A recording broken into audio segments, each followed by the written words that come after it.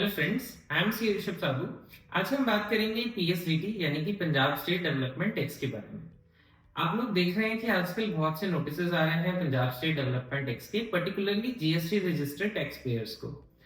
Punjab state development tax act 2018 में Punjab government लेके आई थी, बट इसकी जो एनफोर्समेंट है वो बहुत प्रॉपर वे में नहीं हो पाई थी। These days, government is looking at its enforcement. This is the reason we are getting notices of Punjab State Development Tax. तो इस वीडियो में हम बात करेंगे पंजाब स्टेट डेवलपमेंट टैक्स के बारे में, इसके एस्पेक्ट्स देखेंगे। तो आइए शुरू करते हैं। सबसे पहले हम बात करेंगे इसकी एप्लीकेबिलिटी के बारे में कि किन पे ये एक्ट एप्लीकेबल है। फिर हम बात करेंगे कि टैक्स रेट क्या है, इसकी फ्रीक्वेंसी क्या है।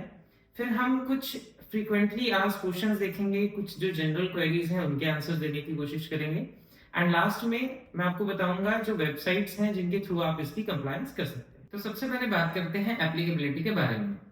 एक्ट में ये लिखा हुआ है कि बिजनेस, प्रोफेशन या एम्प्लॉइज जो पंजाब स्टेट में है उन पे ये एक्ट एप्लीकेबल होगा if they are income tax payees. अब इसका क्या मतलब है? इनकम टैक्स पेइज मीन्स कि अगर किसी की income before allowing this deduction यानी प्रोफेशनल टैक्स की deduction, but after allowing all other deductions, अगर वो बेसिक एग्जम्पशन लिमिट से कम है जो कि इनकम टैक्स एक्ट में दी हुई है, तो ये एक्ट एप्लीकेबल नहीं होगा। ये एक्ट तभी एप्लीकेबल होगा अगर इनकम बेसिक एग्जम्पशन लिमिट से ज्यादा है। तो आइए अब हम एक एग्जांपल लेते हैं। एग्जांपल लेते हैं कि एक एम्प्लॉय 2,50,000 की सैलरी ड्रॉ कर रहा है, तो क्या इस पे ये एक्ट एप्लीकेबल होगा? The answer is no. अगर एम्प्लॉय ओल्ड रिजीम में है या फिर न्यू रिजीम में है, बोथ केसेस में इस पे एक्ट एप्लीकेबल नहीं होगा, क्योंकि बोथ केसेस में जो उसकी टैक्सेबल इनकम है वो बिलो एग्जम्पशन लिमिट जा रही है। एग्जम्पशन लिमिट्स आपको पता है, ओल्ड रिजीम में 2,50,000 है और न्यू रिजीम में 3 लाख है। अब हम देखते हैं कि एग्जाम्पल एक एम्प्लॉय की जो 4 लाख सैलरी ड्रॉ कर रहा है। अगर हम एग्जाम्पल लेते हैं कि उस एम्प्लॉय के पास 80C की डिडक्शन है 1.5 लाख की, और कुछ 80D की डिडक्शन भी है, तो उसकी जो टैक्सेबल इनकम है वो 2,50,000 से नीचे आ जाएगी ओल्ड रिजीम में, तो एक्ट एप्लीकेबल नहीं होगा। अगर ये एम्प्लॉय न्यू रिजीम में जा रहा है तो हम देखेंगे कि उसे सिर्फ स्टैंडर्ड डिडक्शन मिलेगी, तो उसकी जो टैक्सेबल इनकम है वो 3.25 लाख हो जाएगी, इसलिए इस पे एक्ट एप्लीकेबल होगा। अब हम बात करते हैं सीनियर सिटीजन की।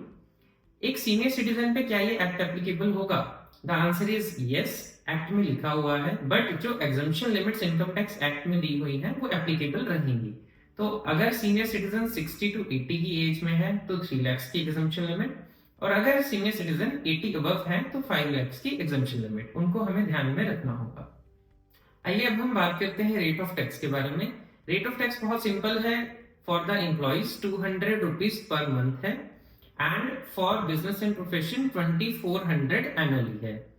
फ्रीक्वेंसी की बात करते हैं, जो एम्प्लॉइज का टैक्स है वो एम्प्लॉयर डिपॉजिट करवाएंगे every month, right? 200 rupees per month deposit करवाना है, और कब तक करवाना है?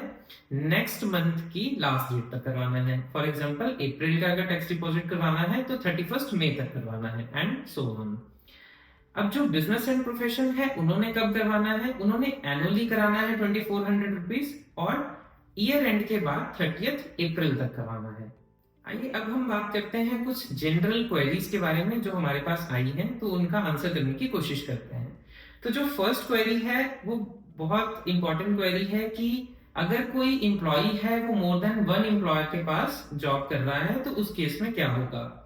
अगर ऐसा कोई एम्प्लॉय है तो उसे डिक्लेरेशन देनी पड़ेगी अपने सारे एम्प्लॉयर्स को कि मैं अलग अलग एम्प्लॉयर्स के पास काम कर रहा हूं, और इस केस में एम्प्लॉयर की कोई लायबिलिटी नहीं बनेगी डिडक्ट करने की। एम्प्लॉय को खुद अपनी रजिस्ट्रेशन लेनी पड़ेगी, एंड एज एन इंडिविजुअल उसे अपना टैक्स एनुअली 2,400 डिपॉजिट करवाना पड़ेगा। देन सेकेंड क्वेरी हमारे पास आई कि गवर्नमेंट डिपार्टमेंट्स, लोकल अथॉरिटीज के ऊपर क्या ये एक्ट एप्लीकेबल है? द आंसर इज यस, उन्होंने भी अपने एम्प्लॉइज का डिपॉजिट करवाना है और खुद का भी डिपॉजिट करवाना है। देन थर्ड क्वेरी आई कि बिजनेस एंड प्रोफेशन अगर आउटसाइड स्टेट है तो उस केस में क्या होगा?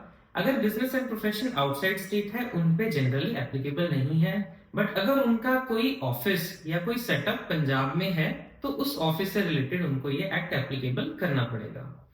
देन क्वेरी आई कि पार्टनर्स जो हैं एक पार्टनरशिप फर्म में है, क्या वो एम्प्लॉइज ट्रीट होंगे? क्या पार्टनरशिप फर्म को उनका भी टैक्स डिपॉजिट करना पड़ेगा? The answer is no. Partners को अपनी सेपरेट रजिस्ट्रेशन लेनी पड़ेगी और उन्हें अपना as an individual 2400 annually deposit करवाना पड़ेगा। देन हमें क्वेरी आई कि टाइम क्या होगा रजिस्ट्रेशन का, कितनी देर में रजिस्ट्रेशन लेनी पड़ेगी। तो इसमें एक्ट में लिखा हुआ है कि जब ये एक्ट आया और उससे पहले जो एग्जिस्टिंग बिजनेसेस या प्रोफेशंस हैं उनको 60 डेज में ये रजिस्ट्रेशन लेनी पड़ेगी, और अगर कोई न्यू बिजनेस सेटअप हो रहा है तो उसको सेटअप होने के बाद 30 डेज में ये रजिस्ट्रेशन लेनी होगी। देन टेम्परेरी बिजनेस या प्रोफेशन है तो क्या उस केस में भी ये एप्लीकेबल है act? The answer is no. अगर कोई बिजनेस 180 डेज से ज्यादा एग्जिस्ट कर रहा है पंजाब में तो ये उस पे ये एक्ट एप्लीकेबल होगा। तो आइए अब हम देखते हैं कि ऐसी कौन सी वेबसाइट्स हैं जिन पे जाके आप इस एक्ट की कंप्लायंस कर सकते हैं। तो first website is of invest Punjab. Invest Punjab पे जाके आप इस एक्ट के लिए रजिस्टर कर सकते हैं। वहां पे दो कैटेगरीज हैं, first one is individual and second one is organisational.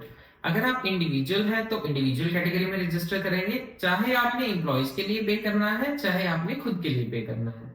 और अगर आप अदर देन इंडिविजुअल है लाइक कंपनी, फर्म एक्सेट्रा, तो आप ऑर्गेनाइजेशनल कैटेगरी में रजिस्टर करेंगे। सेकेंड वेबसाइट है psdt.gov.in, जहां पे जाके आप लॉग इन कर सकते हैं एंड टैक्सेस पे कर सकते हैं। तो दोस्तों इस चीज का बहुत अच्छे से ध्यान रखना है कि असेसमेंट, पेनल्टी, इंटरेस्ट जैसी प्रोविजंस इस एक्ट में भी हैं जैसे कि बाकी एक्ट्स में होती हैं, तो इस चीज का बहुत ध्यान रखना जरूरी है। तो दोस्तों ये था पीएसडीटी के बारे में ब्रीफ में। होपफुली आपकी क्वेरीज रिजॉल्व हुई होंगी। अगर स्टिल आपकी कोई क्वेरीज हैं या फिर कोई सजेशंस है तो आप हमें लिख सकते हैं। बट चैनल को सब्सक्राइब करना मत भूलिए और बेल आइकन को दबाना मत भूलिए ताकि ऐसी वीडियोस आपके पास जल्द से जल्द आती रहे। Thank you so much.